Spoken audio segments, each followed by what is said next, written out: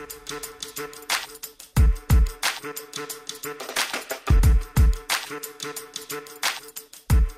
right, guys, let's see if we can change some minds tonight. What's up first on the low for us tonight, Mia? Okay, well, tonight we are going to start by talking about the unfortunate news for Alabama.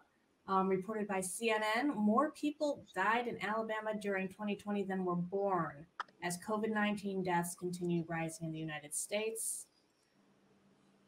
And this past year, 2020, is going to be the first year that we know of in the history of our state where we actually had more deaths than births, says Alabama Health Officer Dr. Scott Harris Friday.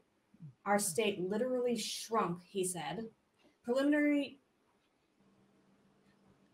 data shows that 64,714 people died in Alabama in 2020, while there were 57,641 births. In 2019, the state recorded 54,109 deaths and 58,615 births. And according to state data, 7,182 people in Alabama died due to COVID-19 in 2020, and a total of COVID-19 deaths reached 13,209 as of Saturday. That is a lot of dead. I am very sorry, anybody who's in Alabama. You have lost more than you should have. Well, if you go more into this article, it goes where like Alabama only has 41% of the people are vaccinated, which isn't great. And it says more bed space has opened recently. However, it's not like these patients are miraculously getting better and going home. It's because they're dying. Yeah, and this is coming right on the heels of the New York Times, I think, just put out an article the other day showing a map of all the hospitals that are at 95% or more capacity. Mm-hmm. And it's like 25% of the hospitals in the Southwest at this point. Mm-hmm. Particularly Texas is looking like they don't really have any good no hospital space left. Mm-mm. I mean, it's not like some of the hospitals don't report their data, so we don't know about those ones. But yeah, it's pretty bad. The ones that do don't look good.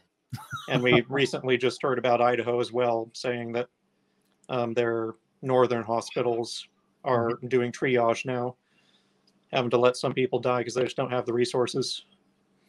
There's only so many oxygen outlets built into hospitals. That's one of the biggest things is if you don't have enough hospitals or beds with oxygen, like you just can't put them in a hallway in a gurney, right? They need fucking oxygen. And then if it's not bad enough you run out of oxygen, then you're run out of like meds, like breathing treatments, steroids, like if you don't get steroids and you don't have oxygen, you're on shaky legs. I mean, you're really not going to be doing well. Yeah, it's very unfortunate, to see all these deaths. Me myself, I just recently got my second vaccination back on Monday.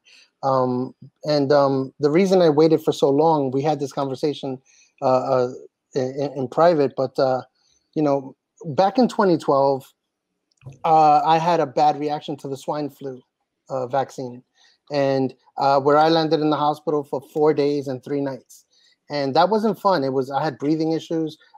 They gave me the vaccine. They didn't give me the liquid. What they gave me was something like, it was like through the nose where you inhale it. A nasal spray. Mm-hmm. Yeah, it was a nasal spray. And I don't know what happened. It was maybe like a week or 2 weeks later that I landed in the hospital. And, they said, I was coughing up, mucus. I don't want to get too graphic, but it was very ugly. And so for me, I was afraid to take this vaccine too soon. As soon as the FDA approved it, that's when I said, okay, I'm going to take. Actually, I made my appointment before the FDA approved it. Yeah. And it so happens that the FDA approved it the day before, I think, what was it, a Sunday? The FDA approved it on a Sunday, and my appointment was actually Monday. So they approved it like right before I took it. So, but which was great. But I was actually waiting to see for the FDA to approve it first before I decided to take it. Yeah, I mean, it's sad. My uncle's in Florida right now, and he's actually on a respirator in the hospital. And it's with COVID, and he had his appointment set. you know. But it's sad to see all these things. You hear people dying all the time, and or people in the hospital that are just getting in the hospital and they're saying, hey, I didn't take the vaccine, please take it. You scroll on TikTok and that's what you see. People just, saying, hey, take it. And then you have, people that are just stubborn and don't want to take it for whatever reason. They believe any little stories that they hear on the internet or whatever. Yeah. But I mean, it's important to, be mindful, Yeah, I'm sure in Alabama there's a thing called confirmation bias that's really rampant, where they're just looking for anything that'll make them feel good about their decision not to take it, to really confirm their bias, to say, hey, I was right, Trump was right, whoever was right, even though Trump got it. Mm-hmm. Yeah. Which is insane. And not only that, Trump recently stated, hey, get the vaccine. And then he was booed on stage. Booed his ass. But your freedoms, okay. It's just. I have a Republican who we have contact with here in Cadillac who is taking ivermectin. Ivermectin? Yes, that's the one. I'm sorry. And also said that he was starting to think that Trump wasn't their guy over him saying the vaccine stuff. And that's just recently. It's like moving to Newsmax because, Fox News is too left, right? So yeah. But I mean, I don't want us to just like go off on ridiculing people who won't take the vaccine because, like Nell said, there are a lot of people out there who, they have reasons that seem very legitimate to them. Yeah. And like in your case, I guess what I'd say to those people is, at this point, it's clear if you don't get vaccinated, you're going to get COVID at some point. It's just too transmissible. And basically what all these vaccines do is it just tells your immune system, this is how you identify the virus. And that kicks off your immune response. Yeah. So like whatever response you're going to have to the vaccine, you would have at least that much response to getting COVID and possibly much worse. Yeah. Can I add something? Let me tell you something. So during, I'm sorry to bring this up, but during Andrew's mayoral race, right? I know that he was pushing for get vaccinated, and he was actually saying, "Hey, we need, we need to get kids back in school and everything." Right. And I'll tell you, me personally, I didn't agree with that. People think that I agree with Andrew on everything, and I don't. I really don't. I just don't vocalize everything that I. I don't tweet everything that I think in my head. You know what I mean? So, but that was one thing that for me, I have 2 children, and I said, no, I don't want my kids to go to school. I'd rather them be home remotely. They're safe. They're home. They're basically quarantining while they're there. But New York City decided to open up schools and everything. My kids just started school last week. And so they had 2 days of school and 1 day off because I think it was a Jewish holiday.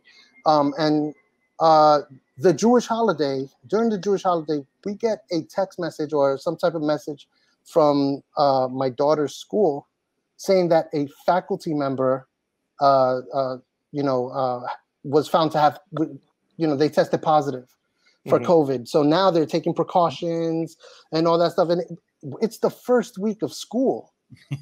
You know what I mean? And the thing is, it's not like, I understand you want to open up schools. I think, in my opinion, in New York City or anywhere, if the kids can get, if they should open up schools that where, like my son is 12 years old, he's vaccinated, right?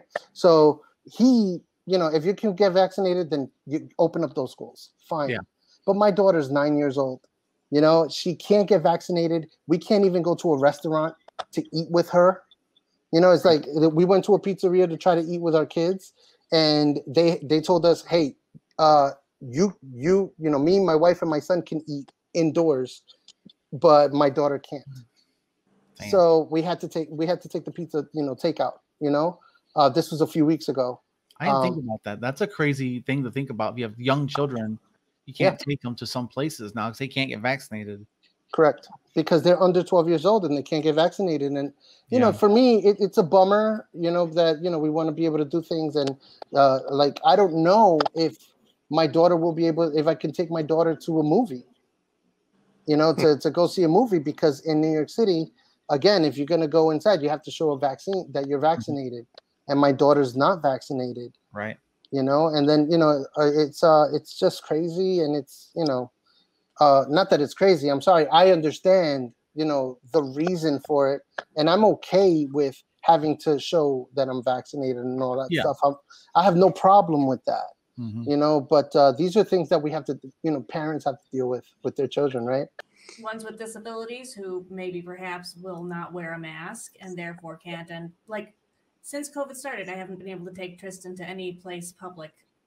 Oh, wow. Like, other than parks where there's nice open air, particularly recently. Like, we weren't even willing to risk it before at all. But I guess I just assumed that the mandates were going to exempt kids because there's no vaccine available for them yet. Correct. Like that's what I say. Like, at least with the kids, let them wear a mask. You know what I mean? Everybody else that's in there is already vaccinated anyway, right? Everyone you're letting in is vaccinated. So, I mean, and that's the thing. It comes to the point where this is where sometimes the right, in some ways, some weird way, makes sense. Where they say, hey, I'm not going to get vaccinated because you can still catch the disease and you can still spread it. And you're just, you know, what are you doing by just not letting kids, at least, you know? I mean, you know, you're causing people to doubt that, you know, we can still be people and live our lives. But I mean, it's a whole big mess, you know? Yeah. It's going to be a challenge, man. We still got a long way to go. We're still not, we're not at 70% fully vaccinated in this country yet. And I don't think we're going to get there. Unless there's a swift movement of employers that's going to force their hands. Well, that's what we're seeing. We're looking at these numbers here. It's quite possible that we could end up at 70% just because that's what's left. Well, that's fucking math, right? That's why we're seeing this mandate from Biden, because, I mean, it was obviously not his first choice. It was nobody's first choice to do vaccine mandates. Right. At this point, it's like we've pretty much done everything that the government can think of to get people to voluntarily vaccinate, right? And he did include in that executive order paid time off to get vaccinated, which is really good, because that was one of the key barriers left for voluntary vaccination. And side effects. But I mean, at this point, it seems like there's not much other than a mandate that would actually get the numbers up. And the reason we need to do that is exactly because of those hospitalizations, the hospitals being overloaded. It means that it's affecting even people who are vaccinated because they can't get treated for other things that they need at the hospital. And there's also people who are immunocompromised, can't get the vaccine for other reasons, which very often just get not considered at all. Like Scott Stanton's wife is immunocompromised, and it's like, okay, if you're saying that, I hear on all the time on Breaking Points, for example, every time they talk about vaccination, they just say, well, you know, it's personal choice.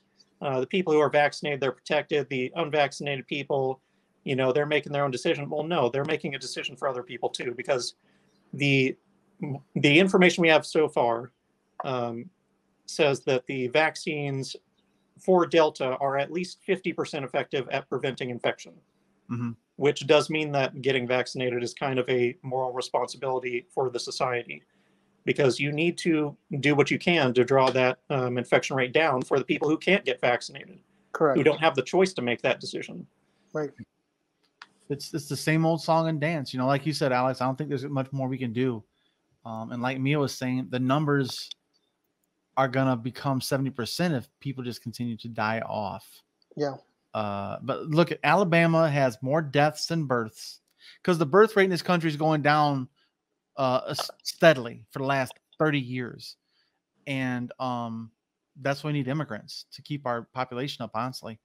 But in Alabama, they've had like 7,000 deaths in 1 year this year, when last year was worse. It's 13,000 in 2019. So I think this is just going to be a thing of the future. That same map you're talking about, Alex, of the 95% COVID IC and 95 to 100% ICU beds availability is going to mirror the Electoral College map. It's going to mirror the hospitals that are overwhelmed. It's going to mirror death rates and birth rates swinging. You know, it's going to that's going to be the next, I could say, next few months. If you don't get by Christmas, you could see probably 12 or 13 states with the same thing as Alabama right now, with more deaths than births. So it's going to get ugly, unfortunately. And we thought it was ugly last year, guys. And that's sad, because I really did believe that. I'm a healthcare worker. I thought last year, when I couldn't see my kids or my girlfriend for 7 damn weeks, it can't get worse than this. But son of a bitch, has it ever gotten worse? It can get just slightly worse, because I did not include in this data. I cut out because it was a little bit extra long and there was a bunch of unrelated stuff in it. There's a rise in pregnant women getting COVID. See, that's... Well, the thing is, we're not even to winter yet of this year. It's not even flu season. And it's definitely going to get worse in winter. So, I mean, unfortunately, as you say, it has become a very partisan issue. It's become part of the culture war to be for or against vaccines, regardless of any like actual logical arguments you may have. I do think there are, a lot of people on the right or otherwise that do have reasons, like the one we discussed with Nell, that you're worried about the symptoms from the vaccine. Also, the other one is people concerned about long-term effects of getting the vaccine, that, it has been tested extensively, but only in the short term, obviously, because people have only been vaccinated for a year at this point. And I'd say the same argument for that. Like, whatever concerns you may have about long-term effects of the vaccine, we already know that there are long-term effects from COVID. Yes. So it's like, that doesn't really make sense as a choice to like, I'm going to go with the one where we know there's going to be problems versus the vaccine where so far there haven't been any issues.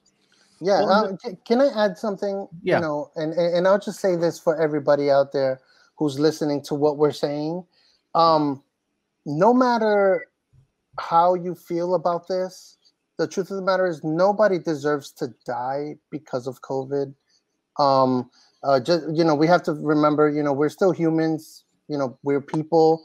But at the same time, if you're not vaccinated and you end up having COVID, nobody deserves to die because you're taking up a hospital bed because of your choice. Yeah. You know what I'm saying? Because there's people that are being affected. There are people that are dying because there are no hospital beds available.